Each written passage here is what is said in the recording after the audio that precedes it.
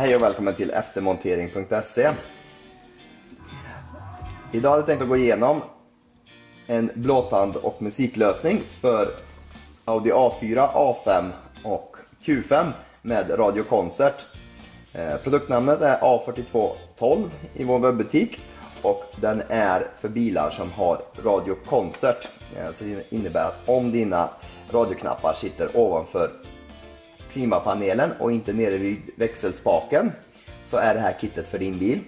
Om du har en mediaknapp under radio så innebär det att du också kommer kunna ha möjligheten att styra musiken från radioknapparna. Har du en CD/SD-knapp då kommer du kunna streama musiken men inte ha möjlighet att styra musiken. Bilen får inte vara utrustad med det som heter AMI, vilket innebär ett uttag i handskfacket för musikportar, utan den ska ha antingen AUX eller sakna AUX helt. Om du redan har AMI så finns det andra lösningar som du finner i produkttexten. Jag kommer gå igenom installationen här och det innebär att ta ut radiopanelen och koppla emellan kablaget. Vi kommer inte placera interfaceboxen där vi normalt sett brukar placera dem under videon här, vilket är bakom handskfacket, utan för att snabba upp videon lite grann så kommer jag placera den här interfaceboxen bakom radioenheten, vilket då också är möjligt att placera den i, men gör att AUX-kabeln blir lite svårare att dra ut till handskfacket. För att ha det lite enklare med både uppdateringar och liknande så är det smidigast att placera den bakom handskfacket. Så ser plug-and-play-kablaget ut som vi kommer koppla mellan bil och radio. Och sen så har vi lite kablar som går till själva interfaceboxen. Med bland annat AUX-kontakten.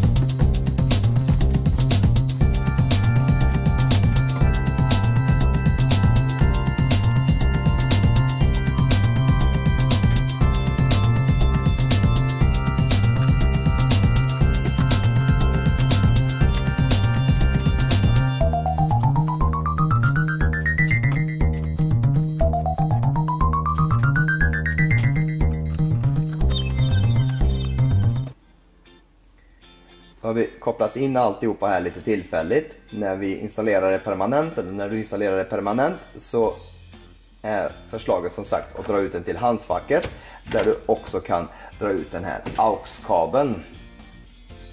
Man kan dra den till mittkonsolen också och under armstödet. Det är en populär placering. När vi slår igång systemet här efter installationen så ser det likadant ut, och vi är under sources så är vi inne på AUX. Tar vi då upp telefonen och söker efter Bluetooth-enheter så kommer vi se Audi_BT. Och det här musikkittet stör inte bilens telefonfunktion eller handsfree-funktionen på något sätt. När vi har kopplat upp oss mot Audi_BT så är det bara att gå in på valfri sång-app, till exempel Spotify eller Apple Music, och börja spela musiken.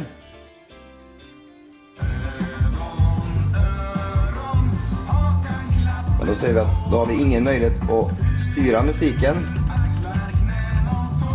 Så även om överföringen är digital här så har vi ingen AMI-funktion i radiosystemet. För att lösa det så krävs det kodning. Då ska vi ta och programmera här, så ska vi visa lite grann hur funktionen ser ut när radiosystemet är programmerat för boxen också. Och då har vår verkstad gått in och programmerat det här radiosystemet. Och det man behöver göra när programmeringen är färdig, det är att hålla in den här on-knappen här tills belysningen släcker sig totalt på radion. Så, då har man startat om radiosystemet. Och kan det behövas att vi kopplar om Bluetooth-enheten. I det här fallet så gjorde det inte det. Men då ser vi att det ser direkt annorlunda ut.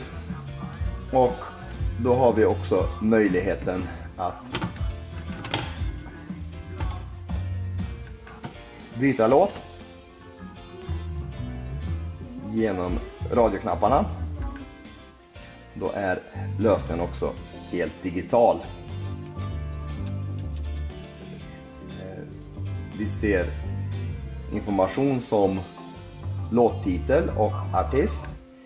Och det här kan se lite olika ut beroende på vilken telefon och vilken version man har på apparna.